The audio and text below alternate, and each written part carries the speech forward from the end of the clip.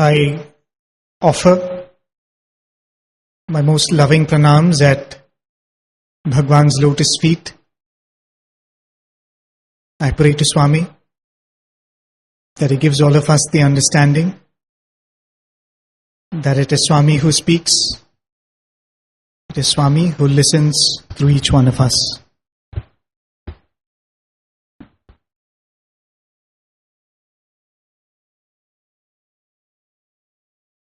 Respected elders, sisters and brothers, Sai Ram to all of you. At the very outset, I would like to thank the Samarpan team, offer my gratitude to each one of them. Not because they've invited me, of course I'm grateful for that. I would like to offer my gratitude as a listener, because as he was saying, all of these videos are available online.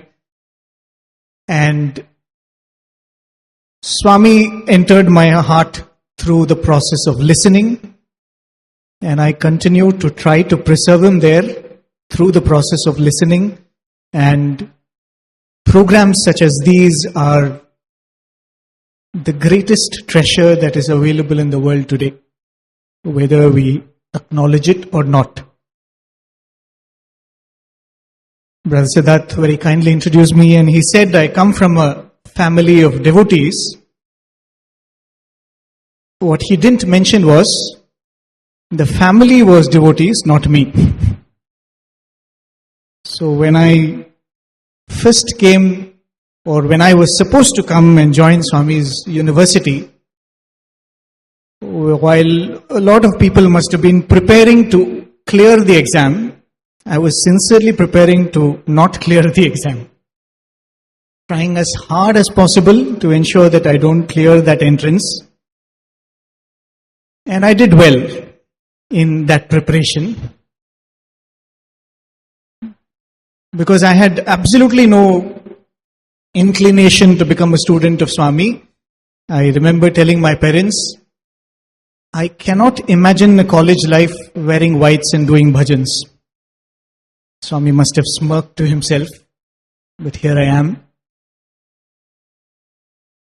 All that my mother said was, it's all right if you don't want to study in Swami's college, it's all right if you don't want to become a student there. Just go and step foot on Prashanta Nilayam and come. That is enough. That was all she said. Just go and step foot there and come. And I sincerely said, that's all I'm going to do. So to give you an idea of how well prepared I was for the exam, the first time I touched those books to prepare for the entrance exam was on the night I was packing to come for the exam. So I packed the books sincerely, came to Prashanta Nilayam. The night before I felt a little guilty, at least something we should read. And I pick up the books and I realize I have a chemistry book and a physics book, but I don't have a physics exam at all.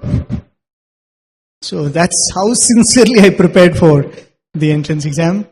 Came, wrote the exam. Swami had other plans, thankfully so. I can't be grateful enough that he chose not to answer my prayers. I cleared the entrance, and just to go through the things. The first day in Vrindavan, I land up in Vrindavan. First darshan, absolutely nothing happened. Right?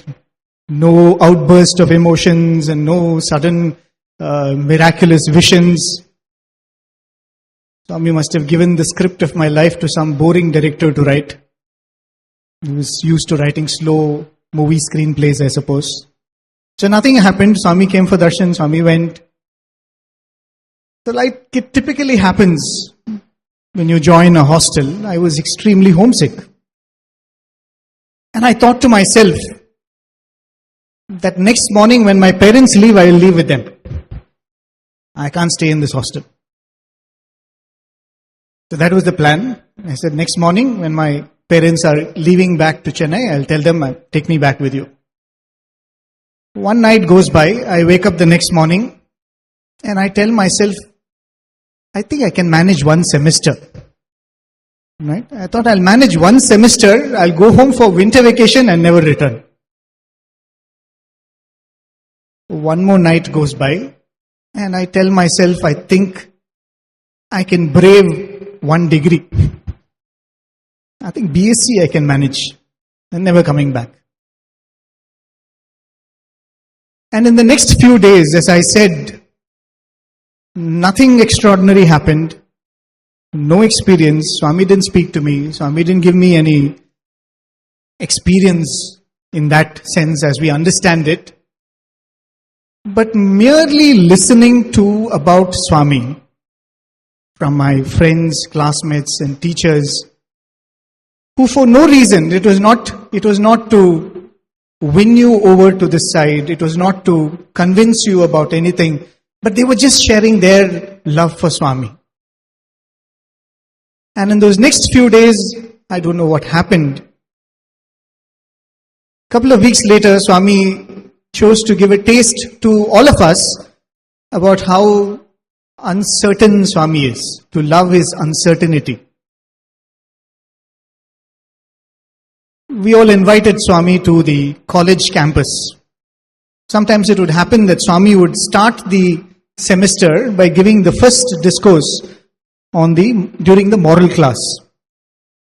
So that used to be a tradition, but slowly the tradition faded away. But once in a while Swami would do that. So we all prayed to Swami during one of the Trai sessions that Swami should come to the university. Swami said, yes, I will come. And Swami gave us a date. Swami said 17th of June. So that weekend we went to the hostel, we scrubbed the corridors, we cleaned all the cobwebs, cleaned it up as well as we could. Swami said 17th of June. 16th of June, Swami leaves for Prashantinilayam. And he kept his word, because on 17th of June, Swami went to the college in Prashantinilayam. And that's when we realized that Swami's words are deeper than we could ever comprehend. Talking about Swami's uncertainty, and every time I speak about Swami's uncertainty, I remember this episode. Because even as we prepare to love Swami's uncertainty, I think it is important to keep this in mind. There was a student who once spoke in Swami's presence, and he chose to speak on this theme, loving Swami's uncertainty. It's a Swami's quotation, isn't it? So he spoke about it. At the end of it, Swami called him and Swami said, what did you speak? Swami wants to show that he is disappointed. The pichi pichi ka matladtu now. All silly, stupid things you speak. Swami said, what did you speak? He said, Swami, your quotation, love my uncertainty. And Swami said, who said I am uncertain? Who told you that I am uncertain? Then Swami made a very beautiful and profound relationship. In this world, only Swami is certain. Everything else is uncertain. Swami said, everything else, people may like you, may not like you, may celebrate you, may not celebrate you, may reward you, may not reward you. You may become successful, you may not become successful. But if there is one thing that is certain in this life that we all have been blessed with, it is Him, isn't it? His love. So even as we say that we should love Swami's uncertainty, let us also keep in mind that there is nobody more certain than He is. So as I said, 16th of June, suddenly Swami decided to surprise all of us. Till 3 days ago, we didn't know that Swami was leaving. All of a sudden, Swami leaves. And when Swami left, remember I said, I will last 1 day, I will last 1 semester, I will last 1 year. And when Swami left, one realizes that some part of you is left with Him. And that is when it occurred that this life cannot be spent without Him. We have a lot of plans, right? As Brother Siddharth said, that Swami had planned that I should come and speak here today. I'm sorry to disappoint you. It was not for you. It was for me. Because I feel every time Swami gives me an opportunity to speak, it is probably I who need that rumination on Swami more than anybody else. And I most honestly believe it. So if there was some other speaker who was supposed to come and Swami chose me, it was because Swami said, you need it. And that's why he has sent me here. And I am very, very grateful for that. As we go through life, we take ourselves too seriously, right? As I said, I thought I'm going to not clear this exam. I have decided how I'm going to live my life. I have decided how my future should be. But it is His grace and His love that He chooses to give whatever He gives us. There was another old student whom we were talking to who narrated a very similar first few days. His parents were very devoted to Swami and they were very keen that he should become a student. He wasn't very keen. So pretty much like me, he came, he said, I should do whatever it takes to not clear this exam. So he had to write 3 subjects. He had to write English, Maths and Science. So he said, to do badly in English is below my dignity. So I'll do well in English. This came from a good school. He said, English I'll do well. Maths and Science I will not study. In fact, a couple of times he would be sitting in darshan line and Swami would come and ask him, studying Maths and Science?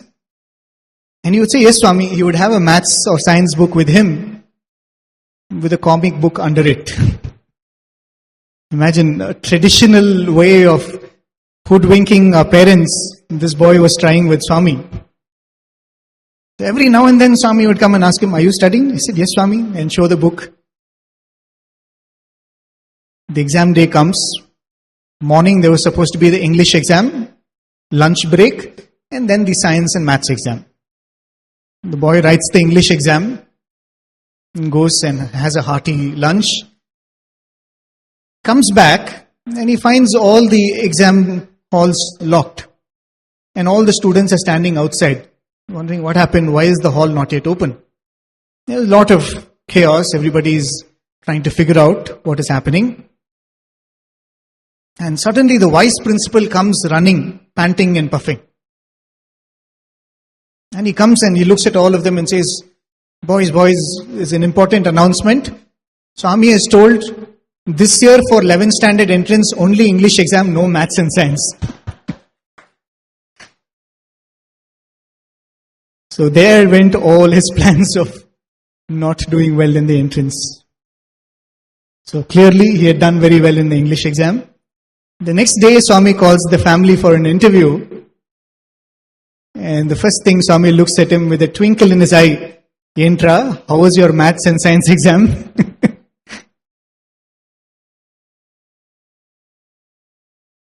Oftentimes, when you talk about entrance exams and it's the season of the exams, I guess I'm speaking a lot of exams, we think there is a cut-off mark, there is a filtering process. But the concept of filtering doesn't somehow fit in with Swami, isn't it? He's not here to filter us out. He's here to try as much as possible to create opportunities for us to come to Him, move closer to Him. One of my classmates, when we were once sharing these ideas, sharing these experiences of how each one came to become a student of Swami in our class. So a couple of students had their own stories. So one of my classmates, he said that in the college, how it happens is we all join the college on June 1st after writing the entrance and attending the interviews. But invariably the 12th results would come much later, sometime in end of June or July. So what we are given is called a provisional admission. Right? So based on whether you clear your 12th exams or not, you're retained in the college or you're asked to leave. So there was this student, he had clearly not done well in his 12th exams, but he had got admission in Swami's college. So he was counting his days. So the exam results are coming 10 days later. So I can be a student of Swami for 10 days. So he says, in the 10 days I should get as much as I can. So he goes and one day sits right in front and tries all kinds of things. So one day Swami comes and speaks to him. Swami asks him, what is your name? He tells his name. His name was Arun Shastri. Then Swami asks him, where are you from? He says, Swami, I'm from Kochi. Swami says, Kochi Shastri. And this boy is delighted because that is how Swami had called his grandfather when he came for the first time. Swami would look at him and say, Kochi Shastri has come.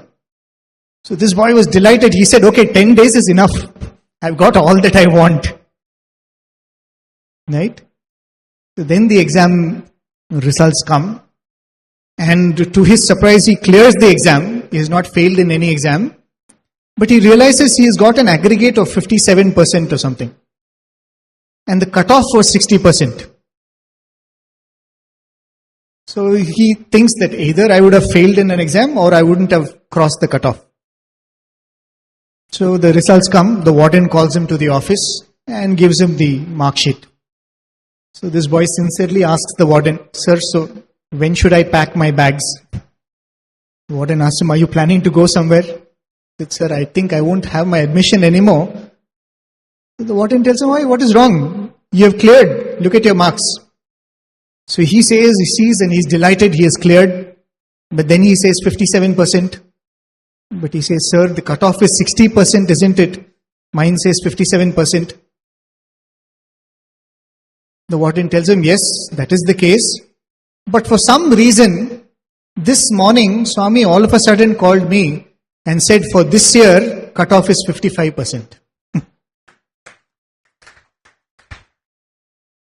Maybe just to answer the prayer of that one student, Chancellor of the university, can't argue, right? It's another classmate of mine who is narrating his experience. This boy had failed, right? He didn't escape like the other student. The marks come and he sees that he has failed in mathematics. So with a very, very heavy heart, he prays to Swami and goes to sleep. He says, Swami, you've brought me so far, you've got me so close, will you send me away? He said, somehow do something, please keep me at your feet. He says the next morning he wakes up, the mark sheet says failed in mathematics, but in the end the mark sheet says pass. So he says, I still have that mark sheet which says failed in mathematics but passed in 12th exams.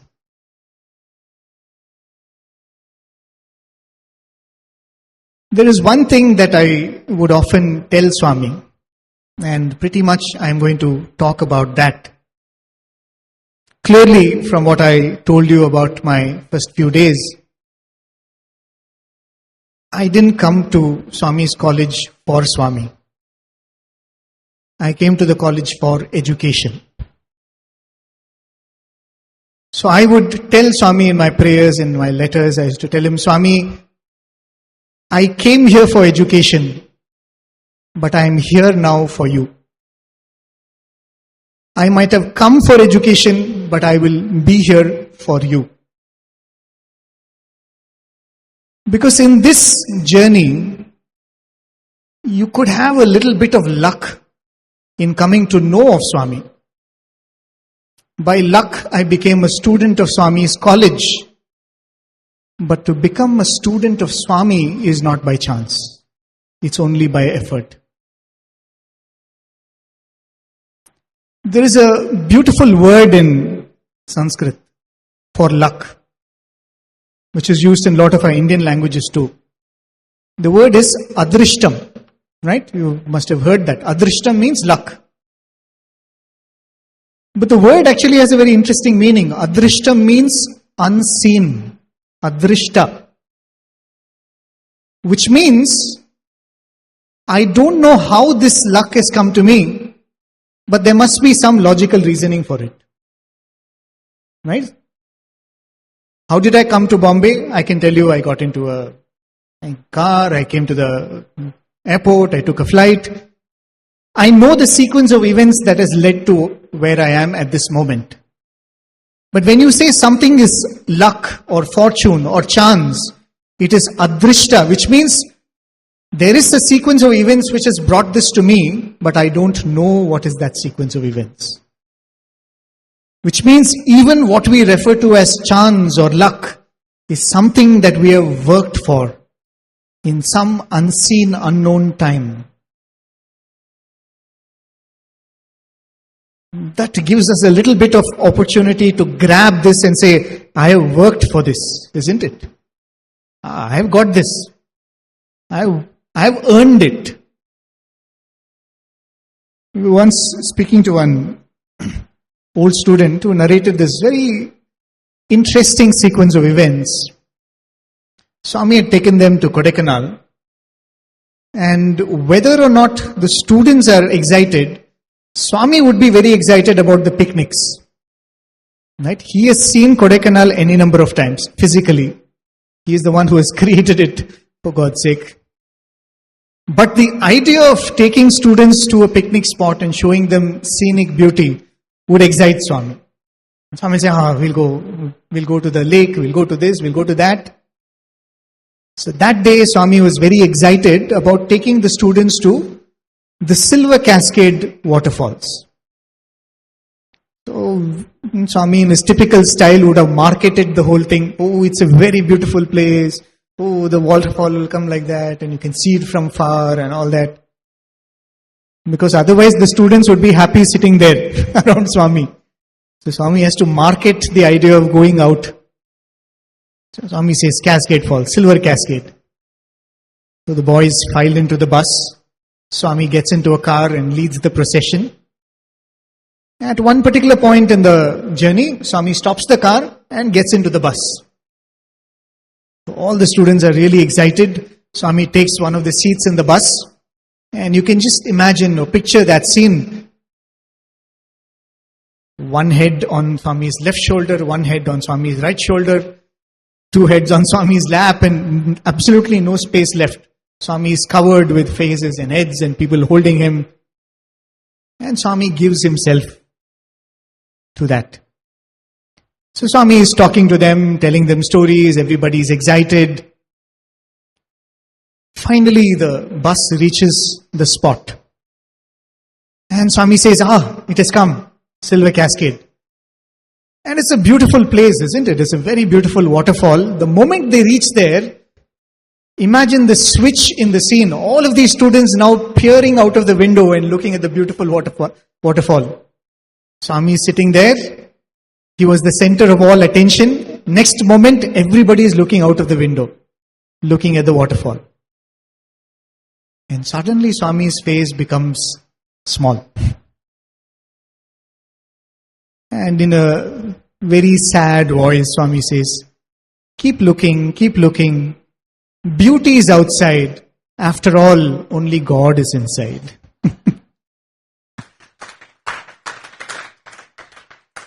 So sweetly and so profound, right? It's not a scene only for that bus. It is a dialogue for each one of our lives. Keep looking. All beauty is outside. After all, only God is inside. Who's interested in looking inside? After all, it's only God inside. So Swami says this, beauty is outside, only God is inside. And the next moment, all the curtains are drawn and all boys turn towards Swami.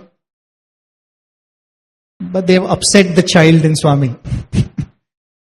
Swami has become a little upset. Swami is not talking. Swami is not smiling. They were all excited about taking pictures with Swami and all that, but now Swami is like going through the motions. Then the trip is over. They come back to Sai Shruti. Still Swami is upset. Still Swami is not talking normally. Everybody is wondering what happened now. So Swami is sitting, students sitting around. So somebody thought that we should begin the conversation. So one of the students says, Swami, we are so fortunate to be with you. Swami says, Then somebody adds, one of the devotees there adds, Swami, we don't think we have done anything in this life to deserve this opportunity. We must have done something in some Purva Janma, some past life. Because we have done nothing to deserve this. Swami is quiet. Then somebody else adds, Swami, we have not done. We might have done in some past birth. Not only us, our 7 generations would have done all the good, and that is why we are here. And Swami nodded. So then they said, better to keep quiet now. Then Swami started speaking. Swami said, do you know these great yogis and tapasvis who do meditation in the Himalayas? They all nodded. We all have seen in Amar Chitra Katha, in our movies and serials. And Swami said, you know, these people, they do tapas for hundreds of years. And when I go and grant them a vision, Swami says, when I go and grant them a vision, it is for a few minutes. Swami said, look at all of you. How many hours you get to spend in Swami's presence. And then Swami said, some of you at least are here, but even others, Swami said, you feel like seeing Swami? Get into a bus, get into a flight, get into a train. You come and see Swami. All these years when this was available to us, how much did we cherish it? That we could take a train and go and see God. That we could hop into a bus and next morning we could have the darshan of God Himself. He gave it to us for decades and decades together. Swami said, do you realize how fortunate you all are? And then Swami explained. Swami said, not one of you in front of me is worth one moment in front of me. He said, not one of you in front of me has done enough merit to deserve one moment in front of me. And Swami says, you know it, but then you don't want to let go of that pride. So you say, Swami, I have not done anything, maybe in some past life, which means you are trying to hold on to it through adrishta. I have not done anything, but I only done in some other body, in some other life. And some of you say, no Swami, my ancestors would have done. Swami says, neither you nor your ancestors, neither in this life nor in any lifetime have you done anything worthwhile to get one moment in front of me. Swami said, yes, you have done good. And your goodness has been attracted to my godliness. But that does not mean you deserve what you get from me. It is only my grace. And then Swami said, but that is not the saddest part. The saddest part is, not one of you in front of me use 1/1,000,000th of this opportunity that I'm giving you. That is the saddest part.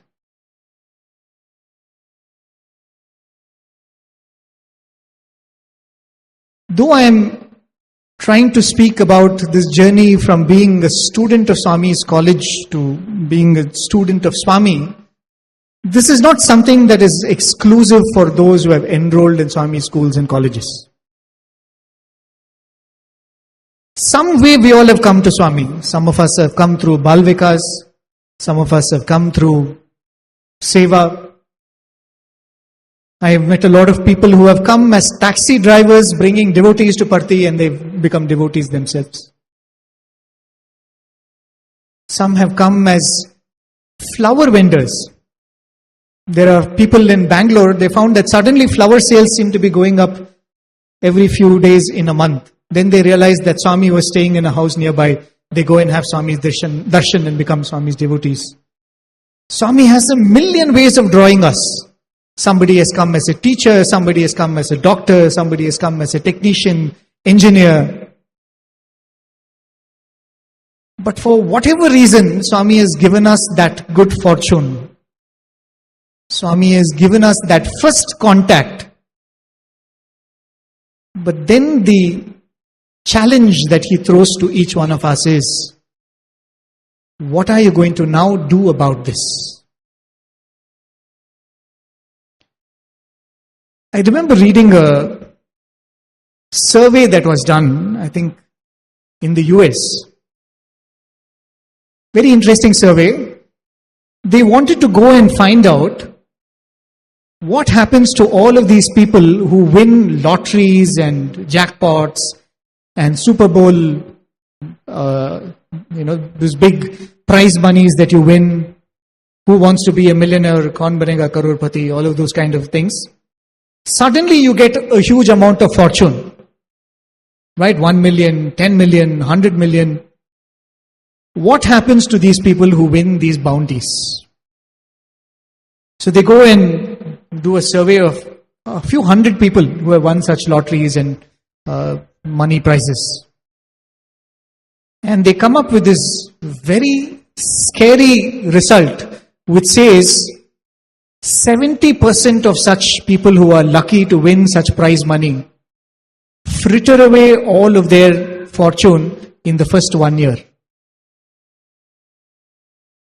Imagine, the first 1 year, they fritter away whatever they won and they've gone back to what they were before they won. And the survey suggests that this is probably a problem if you are given something that you have not consciously worked for. Something comes to you as a stroke of luck. Perhaps our minds are not wired enough to grab that opportunity and make it last. You can fritter away $100 million. Can I choose to fritter away this opportunity which is 1 in a million lifetimes?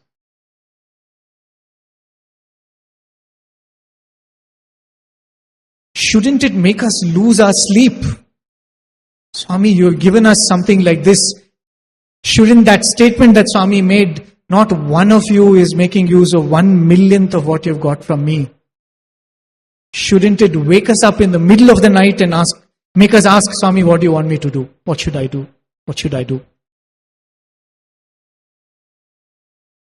So by some stroke of luck, we all have come in contact with Swami, but it is very important now to become a student of Swami.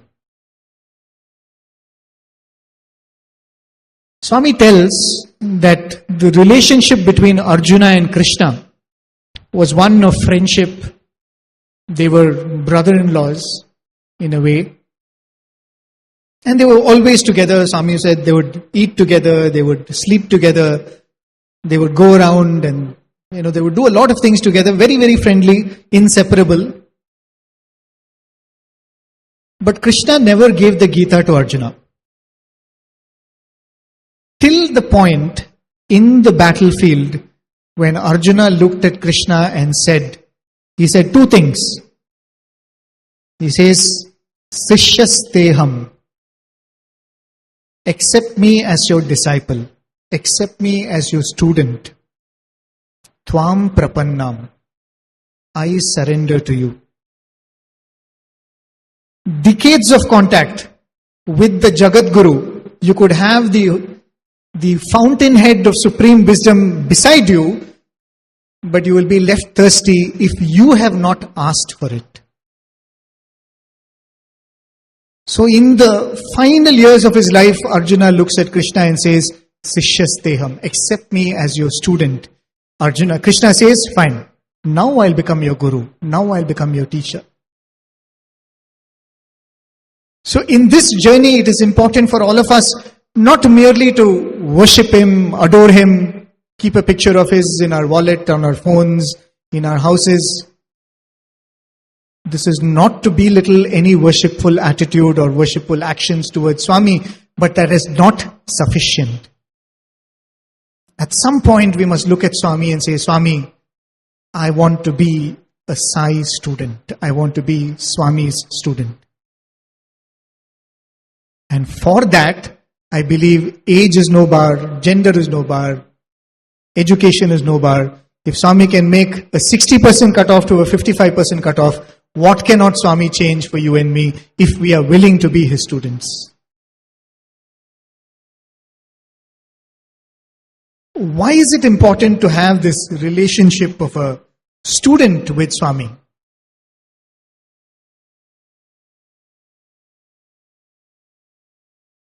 One of the most comforting thing for us is, as I said, whenever I speak to youth, I make it a point to tell this to them.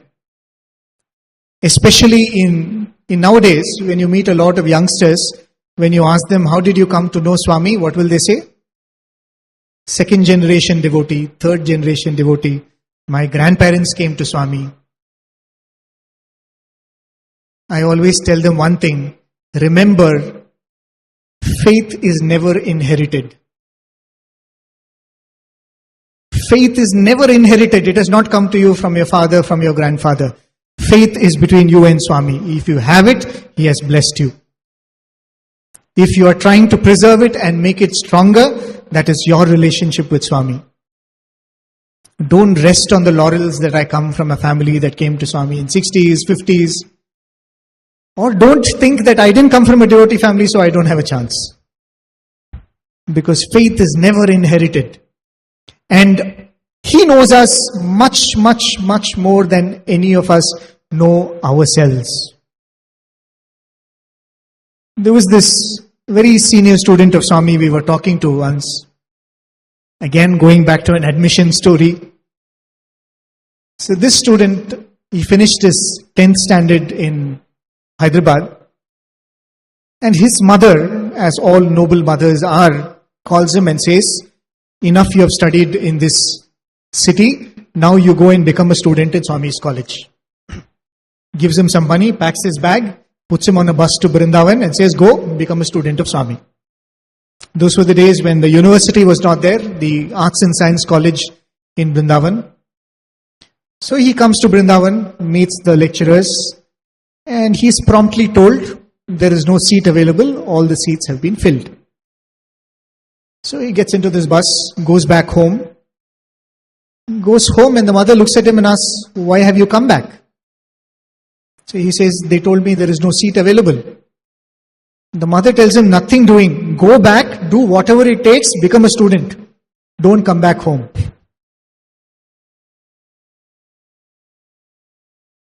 Even though faith is not inherited, I'm sure each one of us have to be grateful to our parents for having given us the gift of faith. Right? All of us, for whom as part of the most important inheritance we have been introduced to Swami, I think we all should be grateful to our parents and our family. So this noble mother, she says, whether there is a seat in the college or not, there is no place in the house for you anymore. She says, go, become a student of Swami, do what it takes, stand upside down, stay on the road, what it takes, become a student of Swami.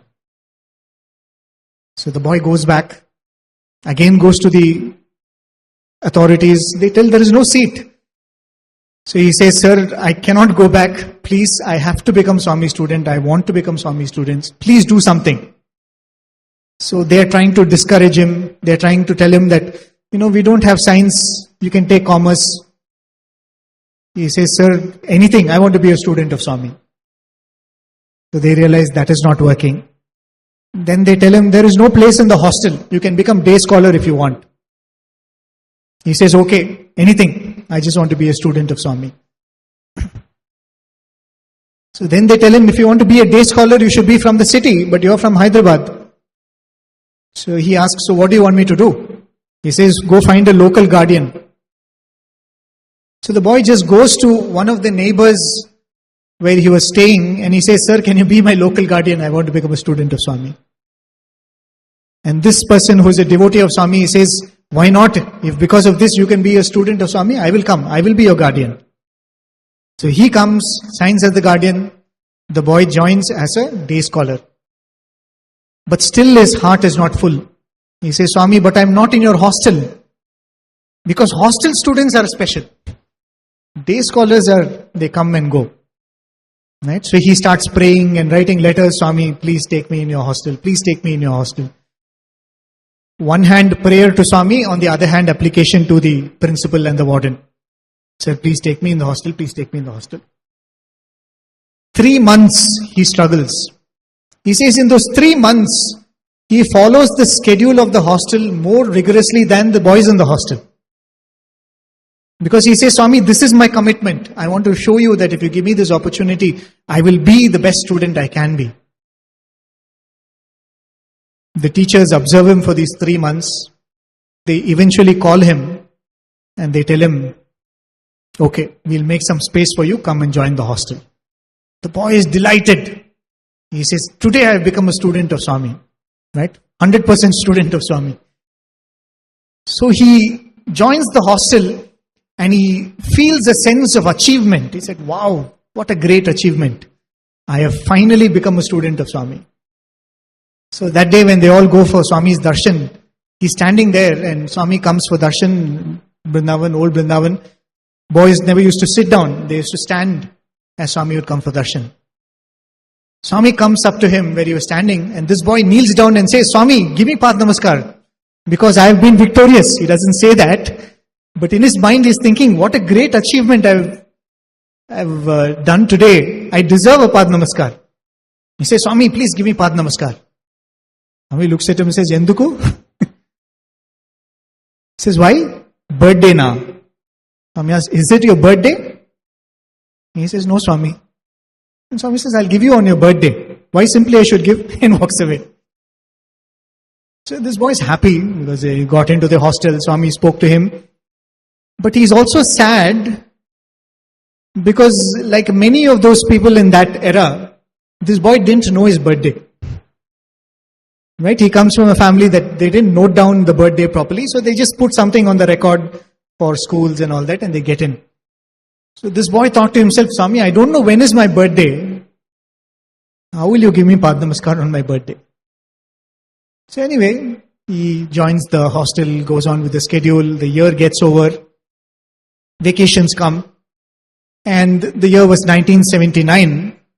During summer course, letter goes out to all the students saying that Swami is calling all the students to report for summer course.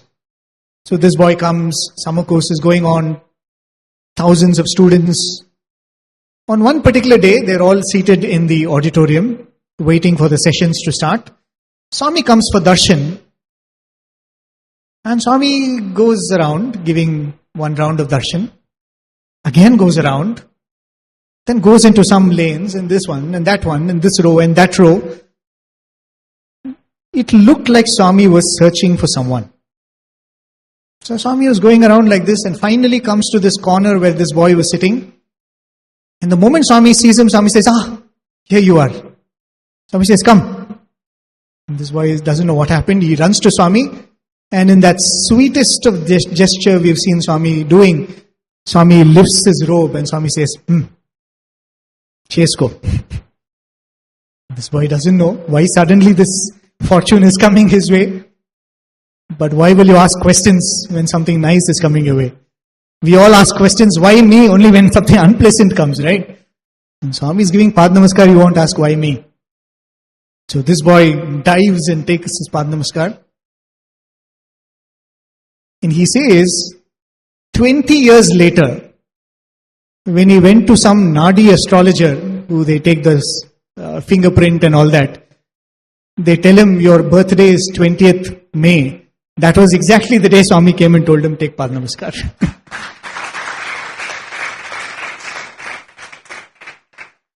So the solace for all of us is, however accidental our entry or Swami's entry into our life may appear, neither are we new to him or he new to us. Oftentimes when I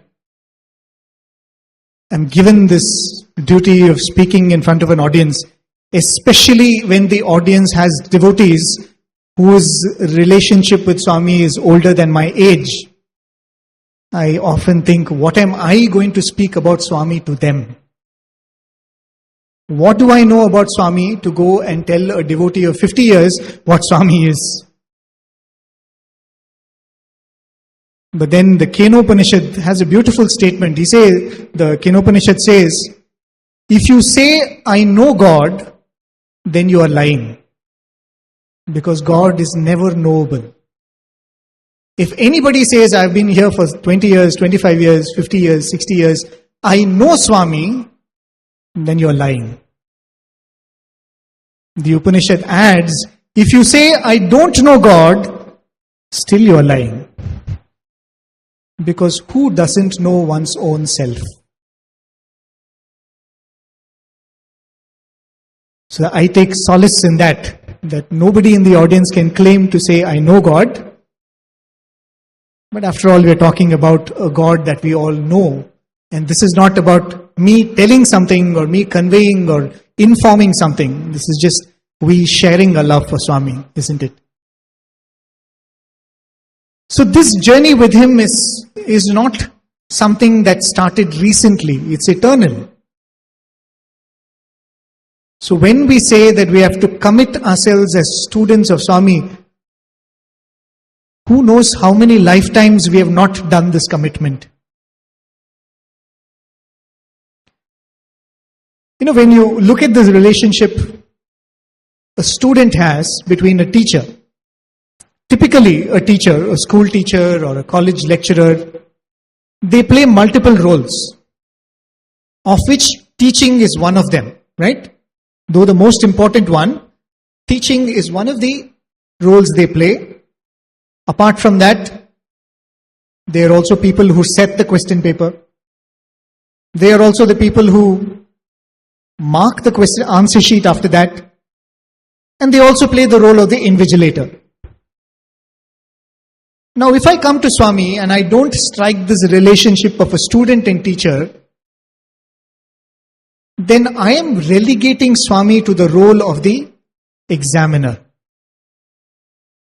Because nobody else is going to examine our answer sheet. He's the one who's going to tell, you did well, you did badly, you're pass, you're fail. That is why oftentimes Swami would tell some statements which appear to be contrary to each other. On one hand, Swami will say, I am only a witness. Right? Your good, your bad comes to you. I am only a witness. On the other hand, Swami will tell, grace can change anything. The nuance in that is probably this. If we relegate him to the role of an examiner, Swami will say, I am only a witness. At the end of your life, if you come and give me your answer sheet, I will only tell you pass or fail. Right? Because that is the role you have given me.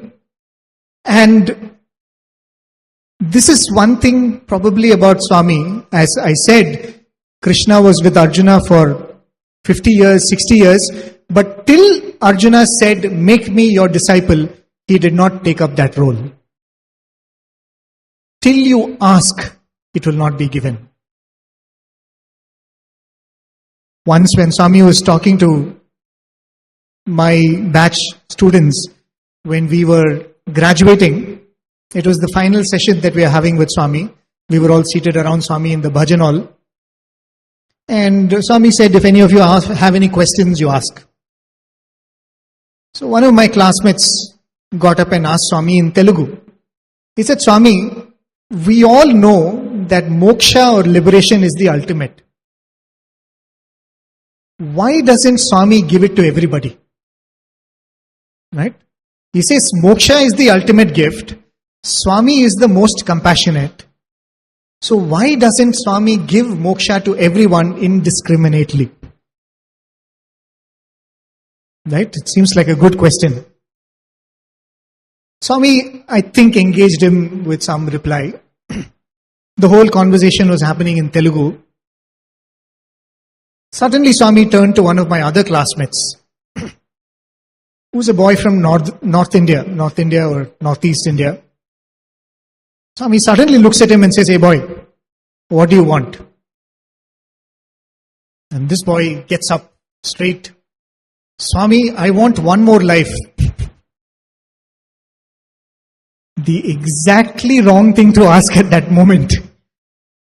Or the right thing, because Swami wanted to convey something very important. He gets up and he very sincerely says, Swami, I want one more life.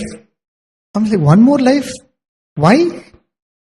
And this boy said, Swami, I always wanted to serve my nation by serving in the army. Right? I wanted to become an army officer and serve my nation. This time I missed the opportunity. I've become Swami's student. So I want one more life where I will join the army and serve my nation. Swami said, very good. Noble thoughts. Right? Swami answered him asked him the question in English or Hindi, answered him. Then Swami turns to this boy who asked that question about moksha, and Swami tells him, Idera, going to the Kalpavriksha and asking for coffee powder.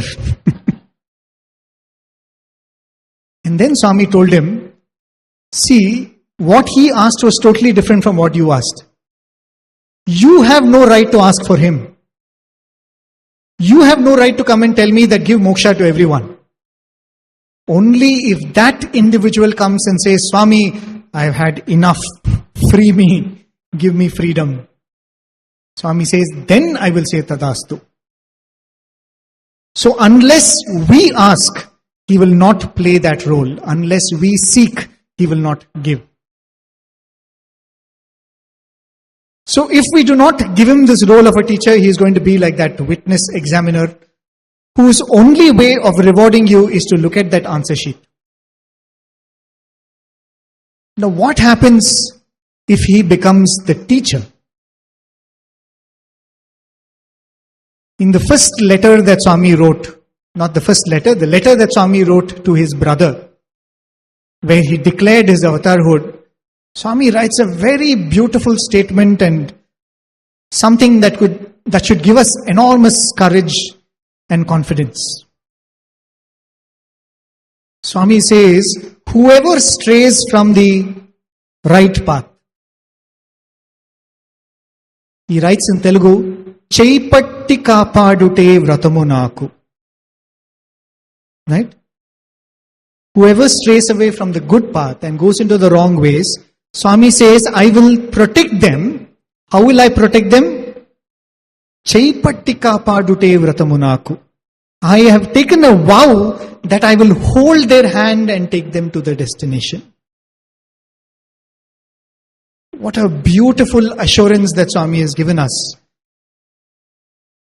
I often contrast it with us giving directions in Prashanthi Nilayam. Somebody will come and ask us, how do we go to the northern canteen? How do we go to the stores? Very difficult to show directions. We will say, go straight, take a left, take a right and ask somebody else. Right? Because that's the best instruction you can give. There is no way from one point you can tell. Just tell them, go straight, you'll see a board. Go straight, you'll see somebody else in whites wearing a scarf, ask them. But Swami doesn't say, I will show you the direction. Swami says, I will hold your hand and take you to your destination. Which means, even in the role of a teacher, he is not going to be like a lecturer who stands there and gives a discourse and that's the end of it. He is going to become the personal tutor. Right? He is going to become the personal tutor. And remember, this tutor is only going to set the question paper. And that has advantages, isn't it? That always has advantages. Because he knows what is important to be learned. Because otherwise, imagine our life is so limited. The lifespan that is given to us is so limited. And how many advisors we have in this world today.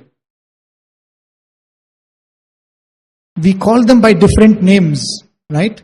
Celebrities, social media influencers, friends, best friends, elders, uncle in the family, auntie in the family, with due respect to all of them.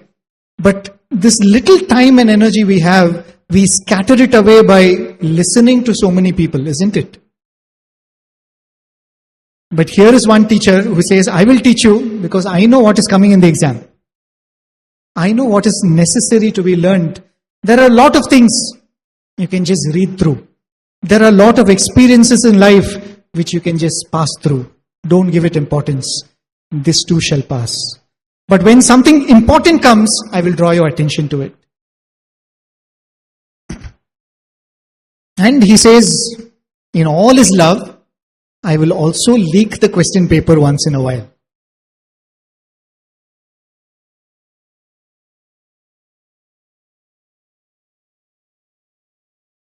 Swami was giving darshan one time, and there was this devotee of Swami, whom every day Swami would go and speak to.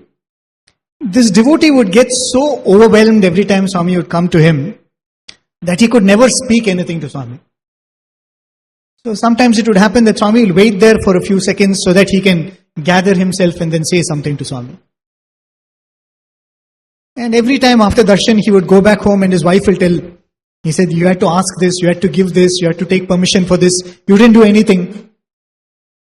So he said, okay, tomorrow I will try. What to do? Every time Swami comes in front of me, I get tongue-tied. So the next day he decided, he made a list. These are the things I have to ask Swami. So he sat there and he said, today if Swami comes and speaks to me, I have to ask him. So Swami comes in front of him and Swami clearly says, what do you want? Right? Multiple times Swami has asked him already. He was too emotional to say anything. Now this time Swami comes, stands in front of him and says, what do you want?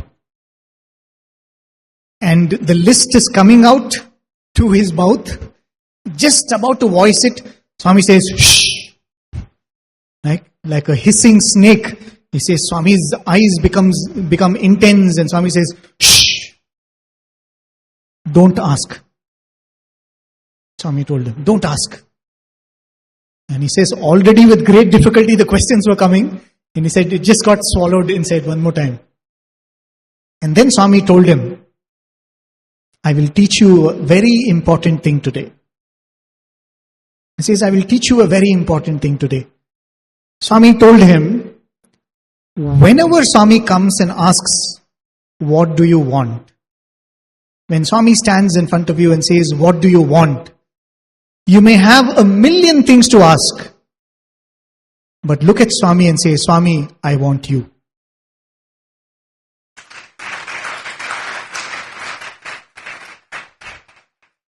And Swami gave a very beautiful explanation. Swami said, see, as you go through life, you might want many things. You may think that you need many things.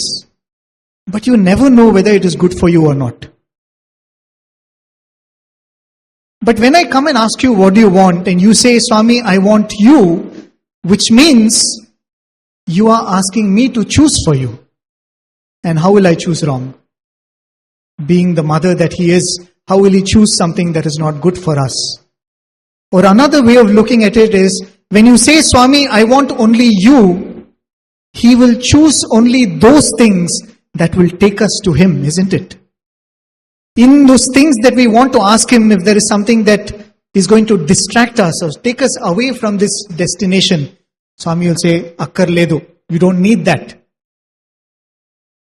So Swami told him, every time I come and ask you, what do you want?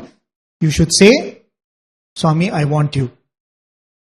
And Swami, like a good teacher, let's try. Now I'll ask you. Swami said, Cheppu, what do you want? He said, Swami, I want you. Correct. What do you want? Swami, I want you. Gurtu petko. Remember this at all times. Physically, Swami may or may not come and ask us. But every time we stand in front of Swami's altar, isn't Swami asking that, what do you want? You have come to Dharmakshetra, you have come to Prashanta Nilayam, what do you want?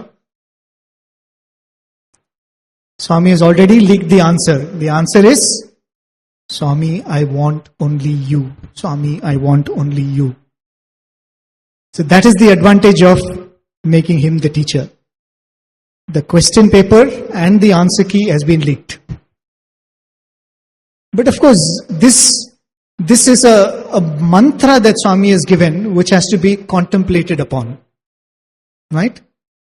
Otherwise, we would give the wrong answer in the wrong place, or the right answer in the wrong place.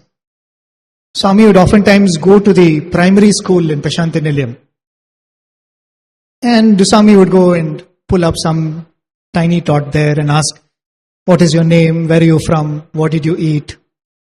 So they all have been trained. When Swami comes and asks, where are you from? The answer is, from thy lotus feet. Right? That was the answer. Where are you from? From thy lotus feet. So Swami would have a lot of fun. And Swami would come and pick up a student, and Swami will ask, where are you from? Swami, from thy lotus feet. Hey, Hyderabad Swami. But Swami would appreciate that, right? But that answer is correct. You are from my lotus feet. So one time Swami likes to show off, in quotes, to the dignitaries who would come, isn't it? So there was one minister who was visiting. Swami told him, come, I'll show you my school. Takes him to one of the younger classes, picks up one boy, and Swami asks him, hey boy, where are you from? From thy lotus feet.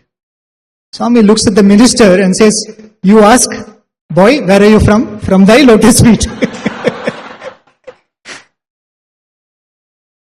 So the answer is correct, but to the wrong question, or the wrong questioner.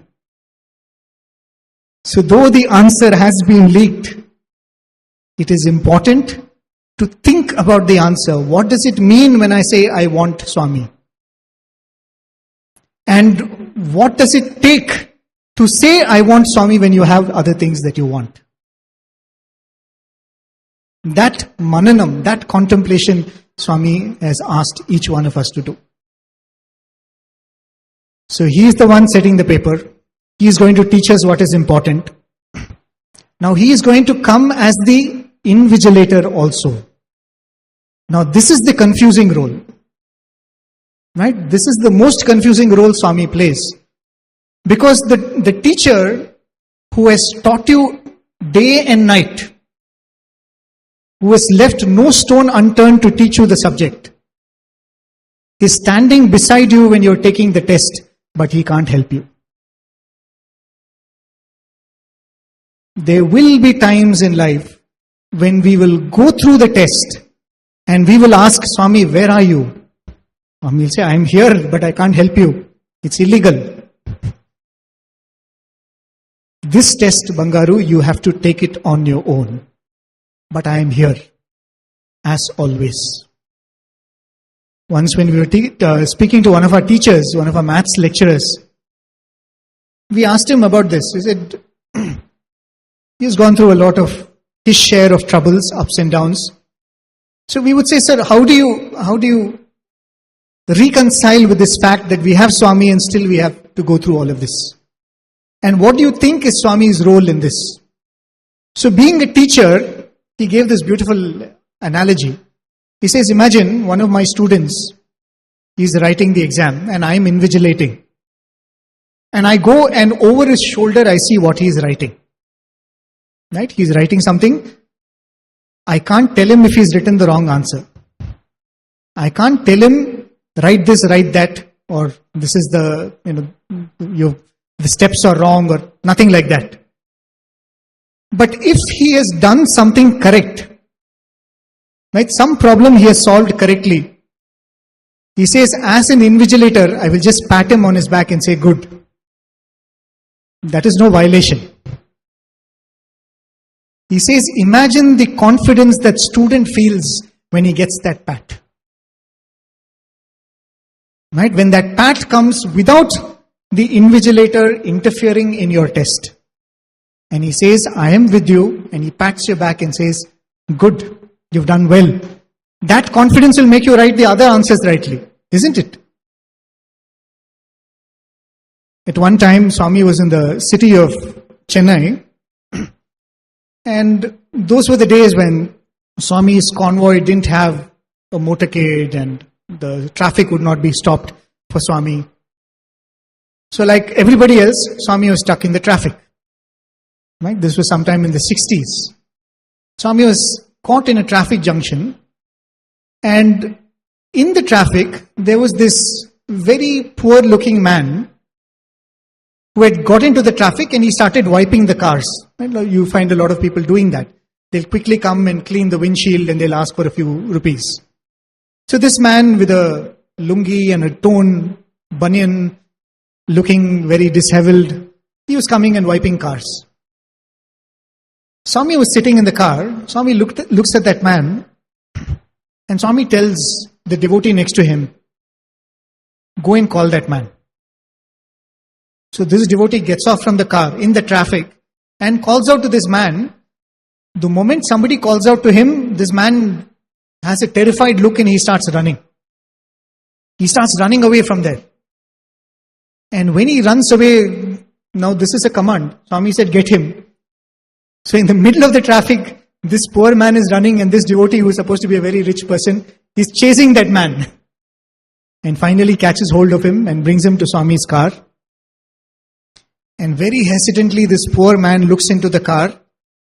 And the moment he sees Swami, he bursts out into tears. He says, Swami, and he falls at Swami's feet. And Swami pats him and blesses him. And Swami says, don't worry, Bangaru, I know everything. Always remember, Swami is with you. Swami is still taking care of you. Don't worry, Swami says. And blesses him, gives him vibhuti and sends him off. And then Swami resumes. So this devotee asks, Swami, who is that person? How did he know you? And why did you call him? And then Swami says, he's a very old devotee.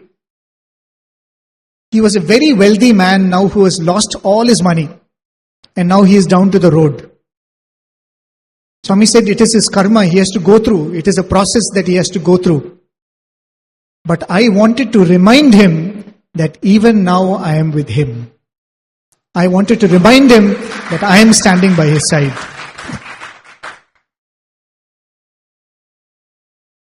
So the role of the teacher, not just a teacher but a personal tutor, Chaipattika padute vratamunaku. And then that of the person who sets the paper, he knows what he is going to test us on. And Swami will often tell us, I actually don't have to test you because I know where you will fail. Then he becomes the invigilator. Then finally, he becomes the one who gives us the grades. I take 10 minutes. There was this student of Swami in Swami's Brindavan college, old Brindavan. His father was a very great devotee, so makes him a student in Swami's college and gives him a simple piece of instruction. Swami tells him, his father tells him, I don't care about your marks. I don't care whether you pass, you fail. Make Swami the center of your life. Please, Swami, that is all I will tell you. I will not pull you up if you do badly in your studies, but if there is any issue with discipline with Swami, then I will disown you. To that effect, he says.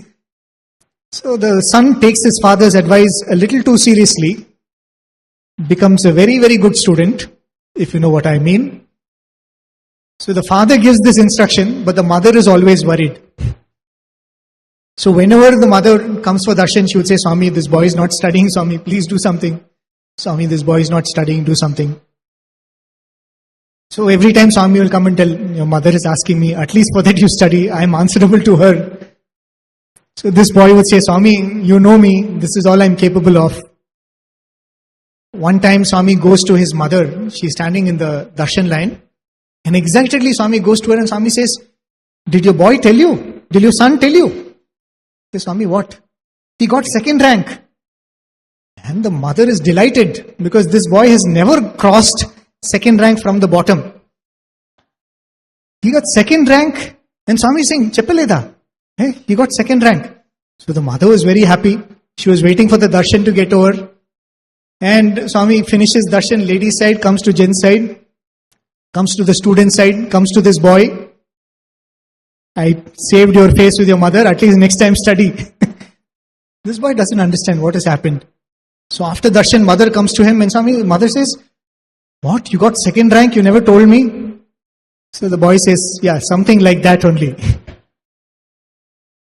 Because in a class of 3, 1 failed and 2 passed, and he was the second person.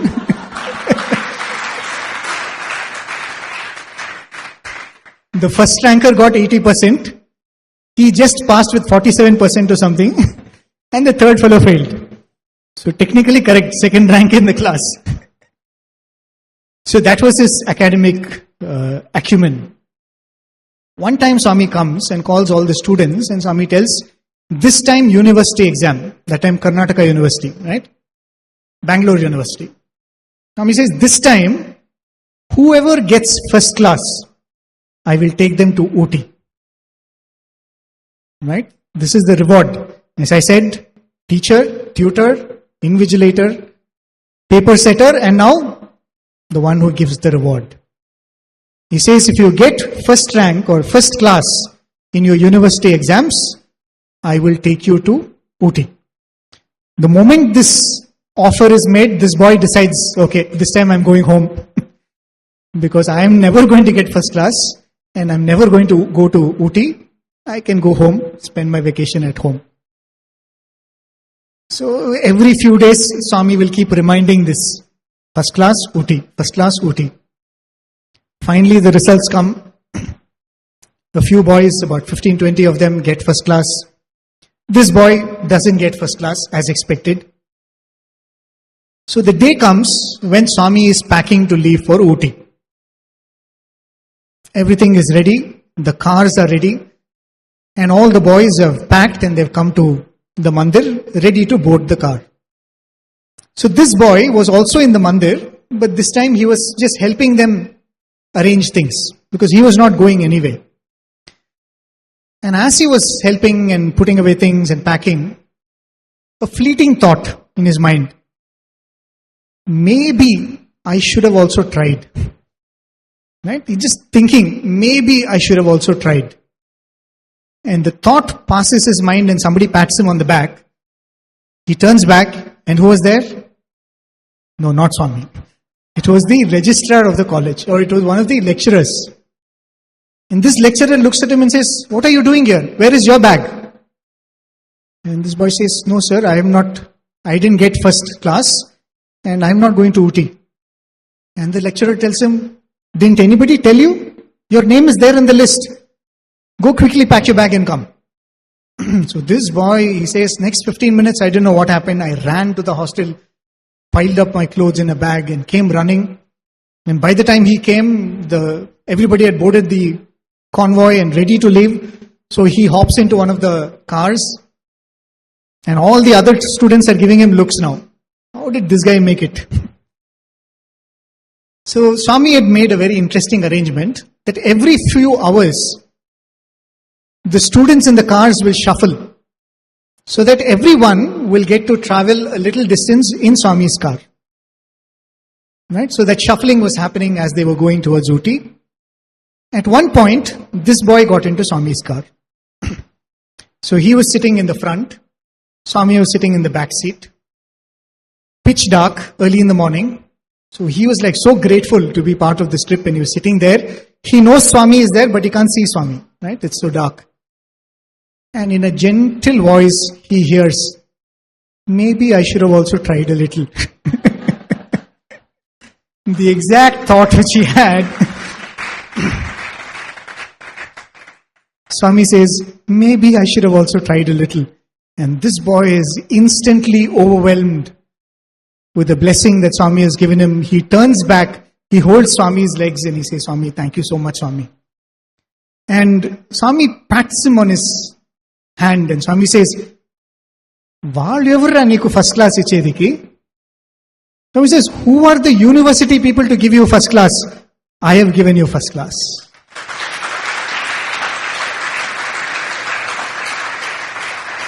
He says, "Who are those bunch of people who have no idea of who you are to give you first class or second class, pass or fail?" Swami says, "I have given you first class." As we go through life, any number of people can think of us as being failures or success. Oh, you're a great person, you're this, you're that, you're a hopeless candidate, you're this. What do we have to do with that? What do we get from that? what we must strive for is this. Swami saying, I have given you my first class. I have given you first class. But having said that, one interesting thing that Swami says, to just to remind ourselves, it is not easy to get first class. Right? In one of his discourses to the students, Swami says, I don't like this modern examination system. Why?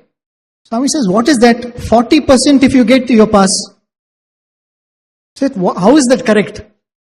Out of 100 questions, you answer only 40 and you pass. Swami says, it is like telling, out of 100 situations, if you do the right thing 40 times, you are a good person. Swami said, how is that fair? Swami told, in my examination, pass mark is 100%. Every time you have to be right. Every time you have to make the right choice. So my pass mark, my first class is 100%. Not 60%, not 50%. But if we make him the teacher, it becomes his responsibility. His brand name is involved. Right? If we have truly dedicated ourselves to him and say, Swami, Sishyasteham, Swami, I am your student, and I live by that, I can go and claim from Swami my 100%. Because you are the teacher. Right? You are responsible. But two things Arjuna says.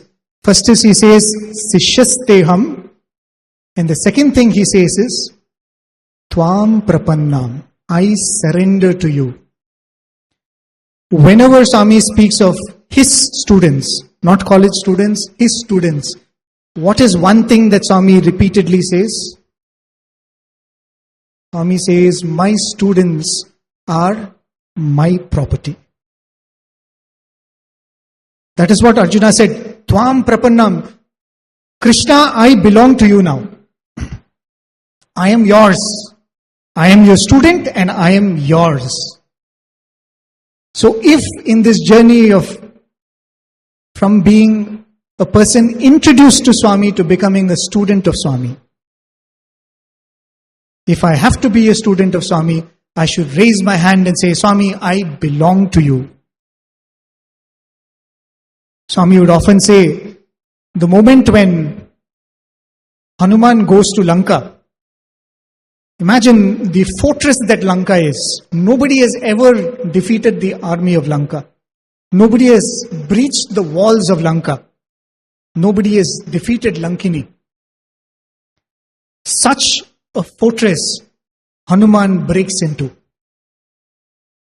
And speaking of Hanuman, they say he is the greatest scholar. He is supposed to be a great scholar of Sanskrit. And he is supposed to be of royal lineage. A great warrior, unparalleled in strength. And he has proved it by being in Ravana's court. And Ravana looks at him and asks, "Hey Koti, hey monkey, who are you?" He didn't say, "I am a scholar." He didn't say, "I am a prince." He didn't say, "I am the mightiest." He didn't say, "I am a minister of Sugriva." He says, "Dasoham Kosalendrasya." I belong to Rama.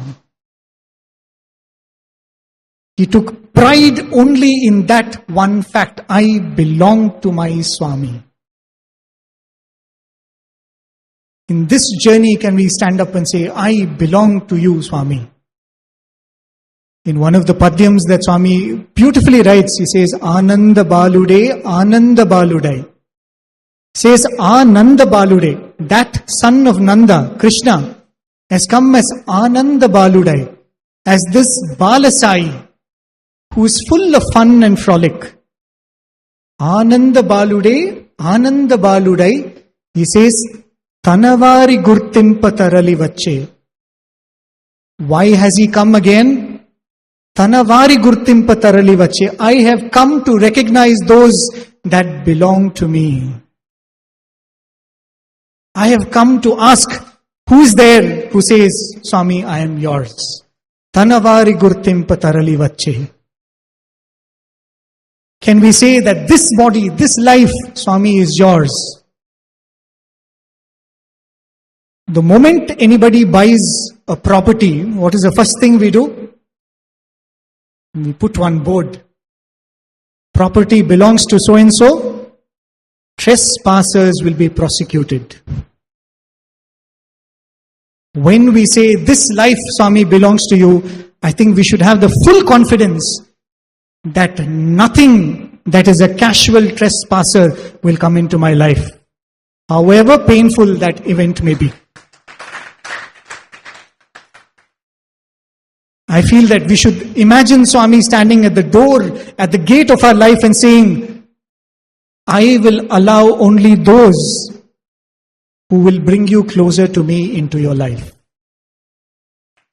I will allow only those experiences which will bring you closer to me to enter your life. Because answer is leaked. Swami, what do you want? Swami asks, what do you want? Swami, we want you. Because you have said, I want you, I have now taken charge of this property, and any difficulty, any pain, any trauma, any success, any fortune comes to you not as a trespasser, but with my approval, because this property belongs to me. I will end with one story which is from one of the Puranams. It's called Periya Puranam, story of devotees of Lord Shiva. I very fondly love recollecting the story because I feel it is the story of many of our lives. There is this boy who is born in a Brahmin family. Very charming looking child. So the parents name him Sundarar, the handsome looking one. Even as a boy he is very charming. Sundara, they name him. So one day when the king is driving past on the streets, he sees this boy and he says, oh, such a charming boy. He says, I want to adopt this child. So the king becomes like the guardian of that child. So even though he is born in a normal family, he is brought up like a prince. And this boy grows up to be a handsome boy. He likes to dress well, likes to look good. Finally comes to an age where he is ready for marriage. So the family looks for a suitable bride. And he is very happy, very beautiful bride. Life is going very smooth, everything going like a dream. He is sitting in the marriage hall, ready to tie the knot, when an old man walks in. Looks like a yogi, long beard, unkempt hair, ochre robes. He walks in and he says, stop the marriage. Everybody is stunned. They ask him, what happened? Who is this man? He says, this marriage cannot happen because this Sundarar, he is my bond slave, he says. He is my bond slave. He can do only what I permit him to do. So Sundarar is like, who is this man? I've never seen him. He gets up and shouts at him. There's a lot of commotion. Finally, this old man produces a document. He says, his great-grandfather has written and given that all my family belongs to you. So this Sundarar belongs to me. So the elders in the village look at the document. They say, the document is genuine. So they tell Sundarar, now you have to go with him. So this old man snatches Sundarar from one of the most beautiful lives that he was going to lead and takes him away. And he says, follow me. And he is walking. Sundarar is going on asking, what is wrong with you? Who are you? Why are you spoiling my life like this? I was having a good time. I was going to have a good life.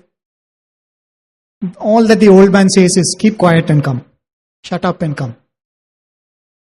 And he asks him, where do you stay? He points out the tallest building in the village. Always the temple. He shows the temple Gopuram and says, that is my house. Sundarar thinks, maybe he's a beggar who sleeps in the temple. So I am also going to become a beggar now. Then they walk, go into the temple, and as Sundarar is watching, this old man walks into the sanctum and merges into the lingam. And he appears as Lord Shiva. And Sundarar is shocked. He says, what is this, Lord? What Leela is this of yours? And then Lord tells him, he said, you may have forgotten your past. You were one of the servitors in Kailasha with me. You did some mistake because of which you were cursed to be born a human. You take a human birth. Before you were born, you came to me and asked for a boon. He says, Lord, I know this world full of Maya. I know what will happen if one steps inside, how one will get lost. I pray to you, before I get lost, come and reclaim me. Come and reclaim me and say, you are mine. And Shiva said, I have kept my promise. I have come to reclaim you. Then Sundarar says, what am I to do? I don't know what do you want to do? What do you want me to do with this life? Lord Shiva says, sing my praises. Sing my praises. He says, I don't know any poetry. I don't know any language. How do I extol you? How do I call you? Lord Shiva asks him, when you first met me, what did you call me? When you first started fighting with me, what did you call me? Now the devotee is very embarrassed because he called him a madman. He says, oh madman. In Tamil it is Pitta. Pittan means mad fellow. So he says, oh mad fellow, why are you disturbing my life like this? And Lord Shiva says, see, my children, my devotees, whatever name they call me is dear to me, is pleasant to me. So he says, sing my verses, calling me, O madman. And that's how Sundara writes his first verse, Pitta Peresudi Perumane Arulala Yettal Man. He says, O madman who has the moon in his locks, let me think of you without forgetting you even for a moment. He is a madman. Otherwise, why will he choose you and me? Once when we were students, Swami comes up to Anil Kumar sir, and out of the blue, totally random, Swami comes to him and asks, who's the most luckiest person in the world? Yes, who's the luckiest person in the world? And without a moment's thought, Anil Kumar says, Swami, it's me. I'm the most luckiest person in the world. Swami asks, Enduku? Why? And he says, Swami, thousands of people are sitting here. So many people are seated here, but you are coming and talking to me. Am I not the luckiest? Swami was very happy. But Swami was not done. Swami asked him, who is the unluckiest person in the whole world? And again, without a moment's thought, he says, Swami, you are the most unluckiest person in the whole world. And Swami asks, why? There are thousands of people here, but you are coming and talking to me.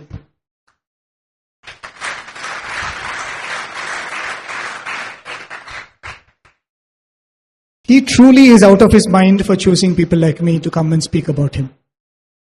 Because if he had chosen, he could have chosen anyone. If we sit here as a singer, as an office bearer, as a sevadal, let us remember this. He could have chosen anyone 100,000 times better than us. He was silly enough to choose you and me. That makes us the luckiest in this world, isn't it? If even now when he comes and says, you belong to me, he has walked into our life like he walked into Sundarar's life and says, you belong to me.